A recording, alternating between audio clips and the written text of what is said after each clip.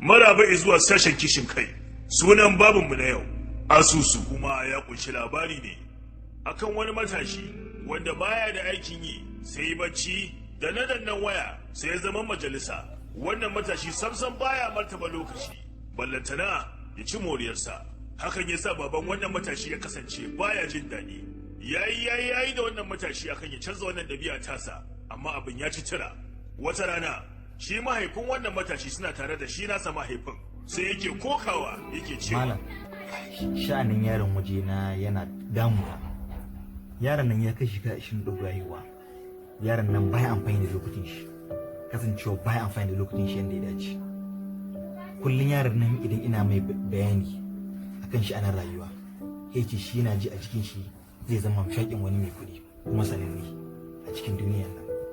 Da na fara yi magana sai kullum sai tashi ya tafi yana ta gardama a majalisa wajen abokanin shi, kuma sha'anin da ya shafi mahaifiyar shi kullum in zan mata magana sai ka ji tana cewa ai yaro ne.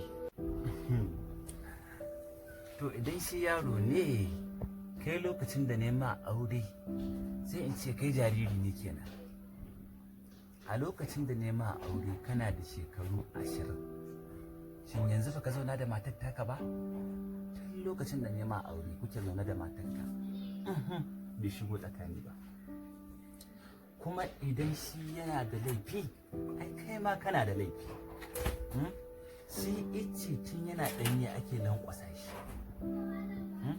Akwai ya ɗan shekara 16 da tunanin shi da na shekara 40 ne. Haka zalika kuma akwai ɗan shekara 40 wanda tunanin shi na yaro. Yanzu abin da nake so da ka koma gida ka turo min wannan yaron ya zo da kayansa. Idan ya zo da kayansa a nan wuri na zai zauna. To malam, ni dai ina gani idan ya dawo nan gurin wajen kaɗan ai hakan shi zai fi so ne, saboda gwamnati ya ɗan jin tsoro na.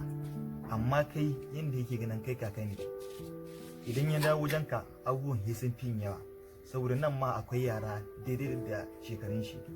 Idan ya samu masu daidai da irin halayen shi, to abin ai daurewa zai ya ci gwanin yadda suke yi.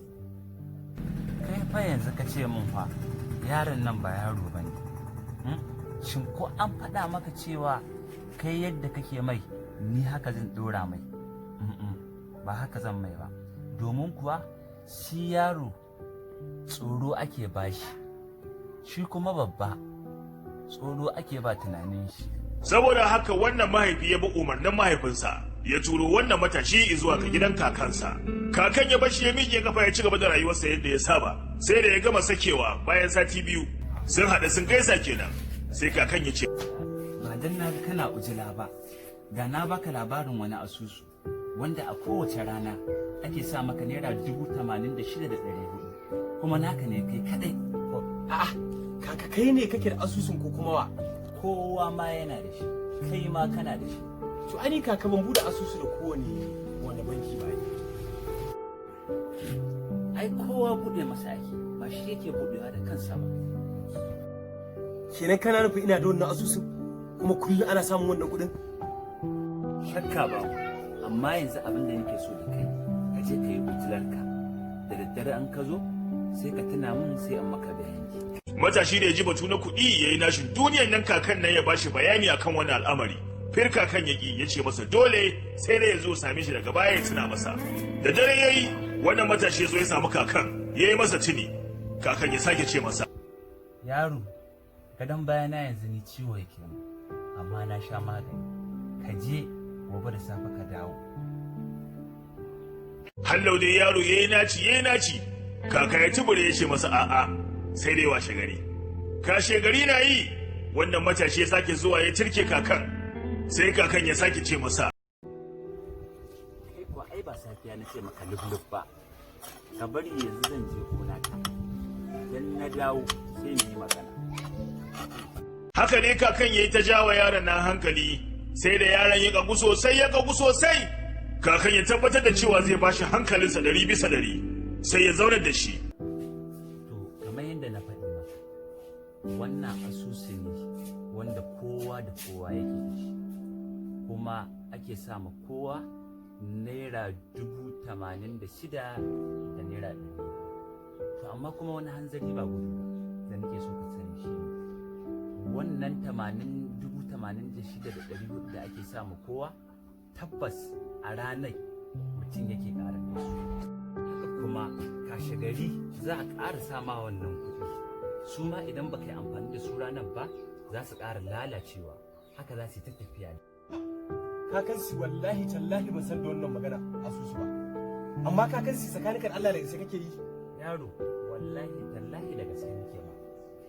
Na rantsi da Allah kakansi da na san da wannan asusu ko wallahi ba zan yi wasa da shi ba. Ta ha ba. Tsirin mutane kuwa suna wasa da wannan dama domin ko kullum ana sa musu wannan kuɗin kuma kullum kuɗin nan suna lalacewa ba tare da sun yi amfani da su ba. Ta kace kakansi akwai jakuna.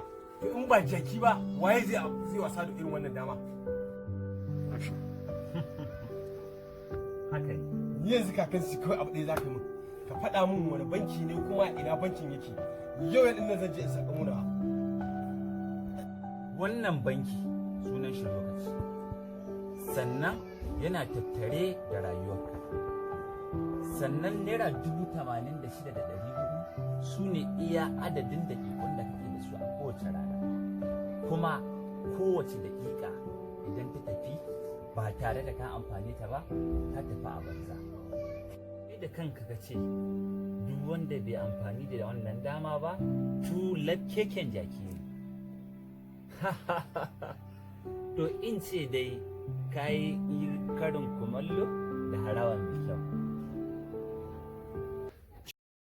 Haka wannan magana ta tsaya a zuciyar wannan yaro ya dinga juya ta yana tunani abin ya kona masa rai ba don maganar da aka faɗa masa ba a'a domin asarar da ya daɗe yana tafkawa a rayuwarsa wanda a sakamakon haka babu wata riba sai zubewar kima da kuma baya saboda haka bai kai washe gari ba sai ya daina zartowa kansa wata alƙibla abubuwan kasar lokaci kuma ya daina kun ga hikima ta dattijo ƙarshen wannan babi na sashen kishin kai kenan mai suna asusu na gode